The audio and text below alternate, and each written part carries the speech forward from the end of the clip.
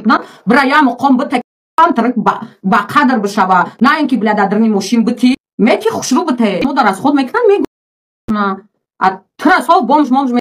این فاحشه را بی‌رحمش با یک فخر از زیناکاری هایش نقل دارد و چگونه زنا کردن را به دیگر زنان فاحشه یاد داده ایستاده است. این نتیجه بی‌جزا ماندن زنان فاحشه و زناکاران است.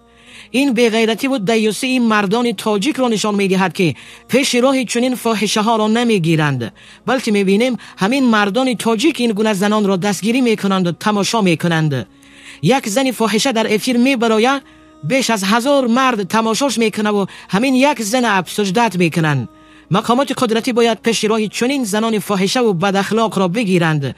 اینها به مثل ویروس جامعه را فاسد میکنند، آبرو و فرهنگ ملت را لکه‌دار میکنند. واقعا در طول تاریخ تاجیکان این خیل بی‌حیایی نبود. کسانی که میتوانند پیش راه چنین زنان فاحشه را بگیرند ولی پروایی ندارند، خصوصا مقامات قدرتی، انتظار عذاب الله باشند.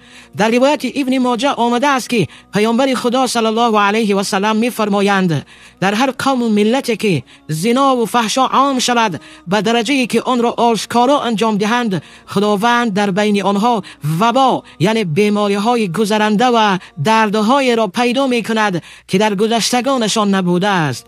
گمان نمی‌کنید که همین وبای کووید 19 نتیجه زنا و فحشا بود؟ اجداد و گذشتگانمان چنین وبا را ندیده بودند. این وبا جان هزاران نفر را گرفت و باید برای همه ما عبرت میشد، ولی اینقدر زود همه اش را فراموش کردیم.